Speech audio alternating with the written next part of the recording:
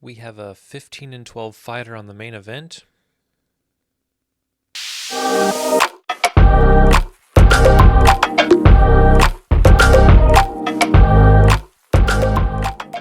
Welcome back to the Green Means Go channel. It's your host, me. Thank you for being here as always. We're going to break down Mackenzie Dern and Angela Hill and all the other fights on this UFC Fight Night card. As always, a subscription, a like, a comment goes a huge way in helping me grow. Appreciate that, you guys. So let's go ahead and get into the content for today. We have, like I said, Mackenzie Dern and Angela Hill, which is sort of interesting. This fight was supposed to be on last week's card, in the main card, but not the main event. They pulled it and they put it as their own main event card. Kind of interesting, given that, again, Angela Hill's 15-12. Now she has won more recently than she's lost, so I can see that's why, but still kind of an interesting choice. Quick talk about last week, Rosenstruik versus Almeida. Funny enough, we came into last week with an 0-8 record on method bets, and we were kind of killing our full unit plays, and those just completely flip-flopped. We hit a 750 sub and a 700 sub last week. So we flipped this around to a positive here, half a unit up for the half unit round bets. And we are down almost a unit now on our best bets, which it is what it is. So, as you can see, if you followed the sizing and every pick, you'd be up 1.5 units for a total ROI of 5.5, which, after what do we got? 1, 2, 3, 4 cards so far. I'll take it. I think there's about 27.5 units deployed in total. So, doing my best, and hopefully you're able to cash on some of these. So let's look at this card. 12 fights, 5 main, 7 prelim. It's an early start on Saturday, like a 4 p.m. So I prefer those personally, but not a pay-per-view either. So you should be able to get it on ESPN Plus. And one thing I'll say before we get into any of this is, this was tough because there's so many fighters who either have had bad performances lately or they fight very similarly to the other guy they're facing. This fight, minus 900, is the biggest favorite on the card. And then after that, it's all very even fights. Really, there's only one person over minus 200. So it should be a pretty even card, pretty exciting card, but it does make it somewhat harder to handicap. So, speaking of hard to handicap, we're going to look at this first fight, Sato versus Grimbo, and I probably spent the longest time on this fight and was so frustrated that I just said, you know what, I'm not going to force something here, so I'm not going to take anything. Sato has lost his last 3, but Grimbo has a worse resume in my opinion. He's not fight the competition that Sato has, so when that happens, it's like I want to lean the guy with the resume, but if his form's bad, I can't do anything in this fight and feel confident to tell somebody what to play. So I'm going to avoid it entirely. If I had a lean, maybe over 2.5 rounds. But again, I'm not going to force anything here, so we'll just go ahead and move to the next fight, which is Leonardo versus Silva. This one is incredibly interesting because of how favored Silva is. And I wanted to look at who she is fighting. So Leonardo comes in with her Dragon Ball tank top here, and I'm like, why is she such a big favorite? Bohm, no slouch here, and she beat her. Gato, she loses, but she breaks her arm. How often does that happen? Lost by knockout, some wins, some decisions. She's fought Blanchfield, she's fought Miranda Maverick, even though she's lost. She's been in fights that are impressive in terms of who she's fighting. So, am I going to go with her at that number? No. But do I think she can hang around for the fight to start round 3? Yes. So I am going to go with, especially if Silva tries to, grapple a ton, which it looks like she might. Oh, sorry. I need to see if I can freeze this and make it a little bit easier to see down here. Okay, there we go. If she tries to grapple a ton, I think Victoria can hang on long enough to at least get to the third round. So I think a half unit on to start round 3 at minus 104 is a good value play. So that's what I would suggest for that one. Otherwise, I don't have a ton of words of wisdom for that. Chase Hooper versus Nick Fiore, which I learned means flower in French. Again, another one very similar type of situations here, but my gut leans Fiore on the money line. Chase Hooper, if we look over at what he's done, 3 losses, and a lot of them have. I mean, some of these are grappling bouts. A lot of them have come recently. He won a grappling bout versus Clay Guida here, a real fight, round 3 knockout. I just think Fiore has a little bit more impressive of a streak. Okay, all of his fights are really packed in, and he's won a lot of them except his last fight out where he lost by a decision. So I do like him here as far as a finish goes. Obviously I want a lean submission, but with the fact that Hooper can grapple and does grapple often, I could not go there. So I do think Fiore can outpoint him enough to win by a decision, but we're just going to go with his money line here. Fourth fight of the night, Latifi versus Nascimento. Big guys here. And what I'm going to do with this fight is scale it back, and I'm going to go back to a quarter unit play.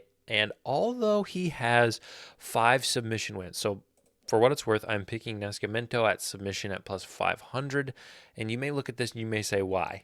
Right? He can clearly grapple here with 5 wins. When I look back, when was his last? Okay, he had a standing guillotine in 2018. Okay, now we're going back to 2012 before he has a submission win. So 2014 submission win. 10 years ago. Okay.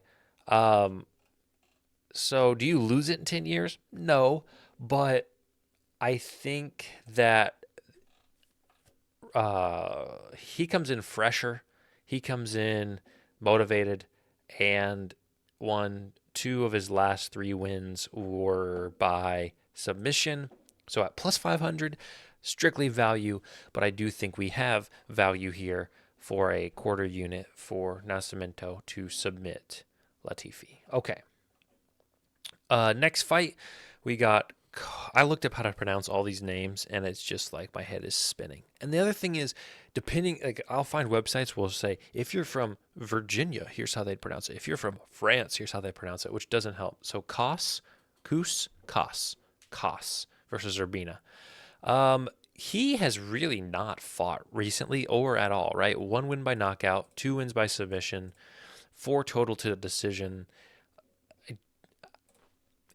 It's a weird thing for me to kind of peg why this fight is happening. Last 2 were losses. 1 was an exhibition bout. How old is this guy? This guy looks like the dunk contest winner, the Philadelphia 76er, Matt McClung. He's 27. Okay, so he's young. He's 28. Okay, similar ages. I maybe stay off of this. I'm gonna play Kos.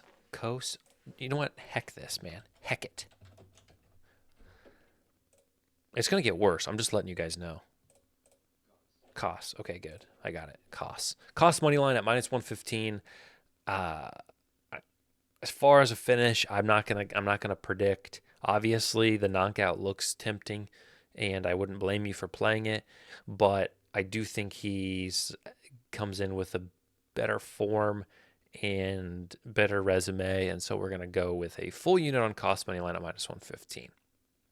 And again, I'm telling you guys, this card was not easy for me to go through. I poured into this one a little bit more than I maybe should have, and still didn't come out super confident in some areas. So I really tried to place these in the correct spots depending on my confidence. Okay, call. See, I looked this Demopoulos versus Carolina Kowalkiewicz.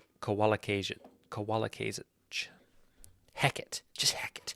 Demopoulos has 4 submission wins, and Kowalkiewicz, there it is, has 2 submission losses. And when I look at a plus 500 on that type of thing, it does scream value. And, could this go the distance? Absolutely. But I do think that Vanessa will have a better time if she tries to grapple. And considering, that she lost an arm bar not too long ago, um, they go to decision a lot, so I am going to put it at a half unit. I do feel good about it. So, you know, and this is why I feel good about it, because if you look at her fights, she fights grappling a lot. So she does grappling only bouts often. And so I think her grappling is going to be leagues ahead of Kowalkiewicz's, even though she does have some submission wins to her own. So half unit on her, and we will hope for the best there. Okay, moving up to Nope. Come on. Come on. Come on. Borshev versus Mahashi. I'm sorry. Two similar fighters. I'm skipping this. My lean is Borshev by knockout, but they look identical in terms of their competition and in terms of their how things have played out, their finishes, their records, everything. And again, if you look at Borshev is a small favorite, and it's, they're projecting it to be won by a finish, over 1.5 minus 140, but under 2.5, 135. So they're saying, second round knockout's probably the most likely to occur. I'm skipping, okay? But I will say Borshev by knockout would be my lean here. Okay, we're going to get to a place where this was hard for me. As the main card gets started, I do feel a little better about some of these picks, so thank you for hanging on here. Michael Johnson versus Diego Ferreira. And, originally I was looking at this. Holy smokes, right? Like, this is something that you target. 7 wins by submission, 9 losses by submission. That was a beep, beep, beep, right? And I without looking, I was going to put it down just by trusting that. And then I looked, and I just, I thought, okay, he lost by submission to Mozois in 2020, Elkins in 2018, Khabib, right? Duh, in 2016, so it's like, is he really I would argue that his grappling has probably improved since he took all those losses, pre-2020, and he worked on that. And if you look at Diego here, right? Knockout. He's been knocked out twice, and he's getting put in a ring with a guy who loves to knock people out. So when I look at this obviously is something that catches my eye at first. But when I go back and kind of look at how things have shaped up, these are old, right? And these are old. These are new, and these are new, right? So now 9-3 becomes a lot more tempting. So at plus 350, I'm on it. Tempting to go a half unit here, but I'm going to keep it. I'm going to be conservative just because this card gets me a little nervous. So we are going to go Michael Johnson, knockout, plus 350 at a quarter unit. Second fight on the main card, Andre Fileo versus Joaquin Buckley. Now, if you'll remember, Buckley's the guy who had, one of the nastiest finishes in UFC history, I would argue, the spinning back kick, which was in 2020. I mean, that was like 5 fights ago for him, which I didn't realize. Um, just look at this, right? Double-digit knockout wins, 4 losses for both of them. Nobody cares about grappling.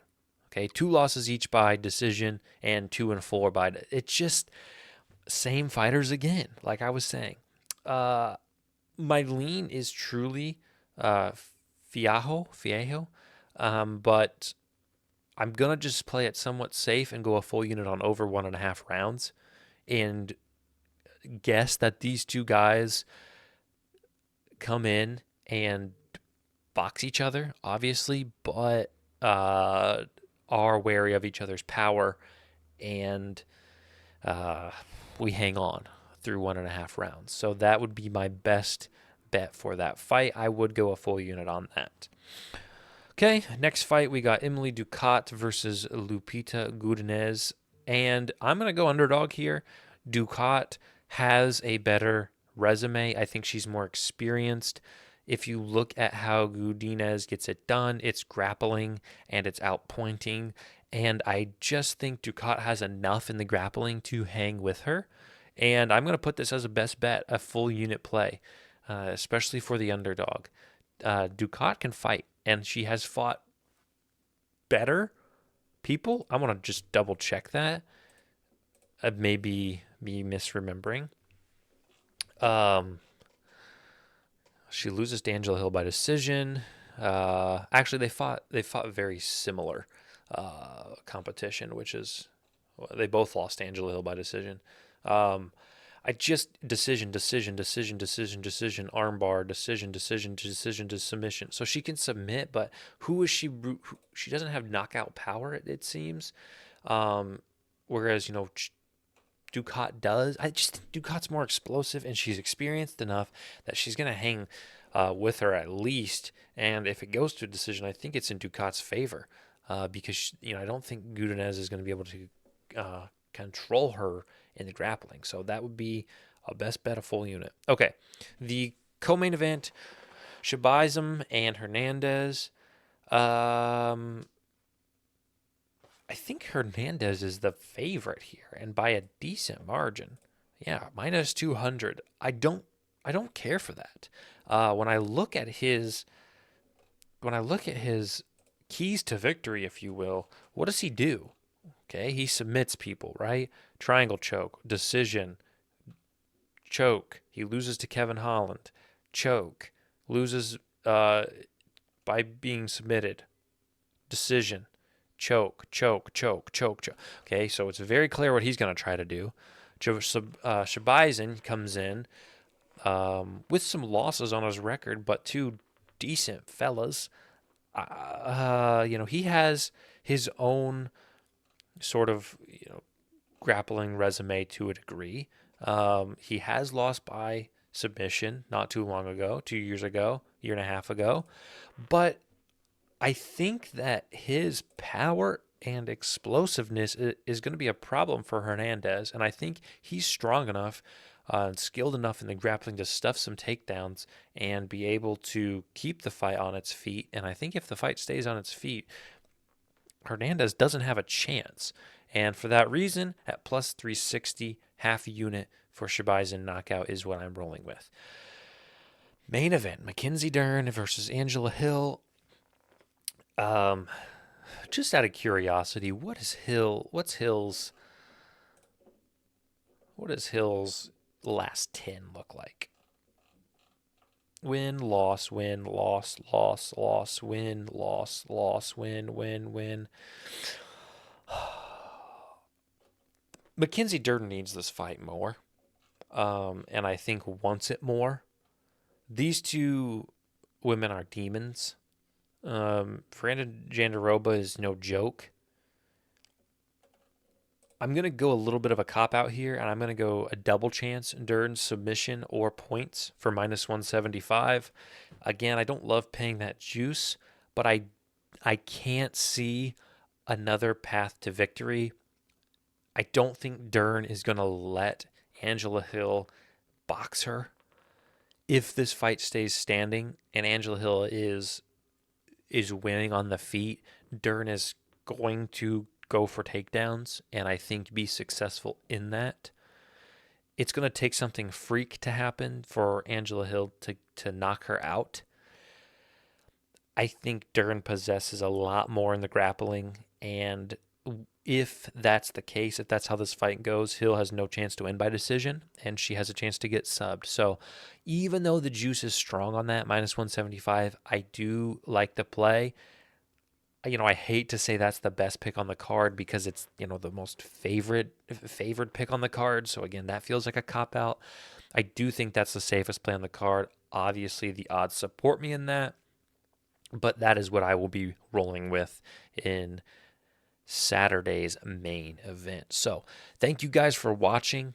We got some good cards coming up. Sorry, this one was a tough breakdown for me, but I'm just trying to be honest with you guys and let you know where my head's at in terms of my confidence and things. So appreciate you guys watching the video, and hopefully you can use this to your advantage. I'll zoom this out in case you guys want to screenshot, do whatever you need to do with this. So again, thank you as always for watching, and we will talk to you next week when we have, who do we have next week? It's really going to make me go through all these, isn't it? Kaikara, France. Okay, yeah, and it's not next week. They actually skip because of Memorial Day, I believe. So 2 weeks. So we'll talk to you in 2 weeks for that UFC fight night, and we will. Golly. Actually, you could check my TikTok or my Twitter, and I'll post an update on this card. Then it's Green Beans Go betting for both of those. So take care, and we'll see you in 2 weeks.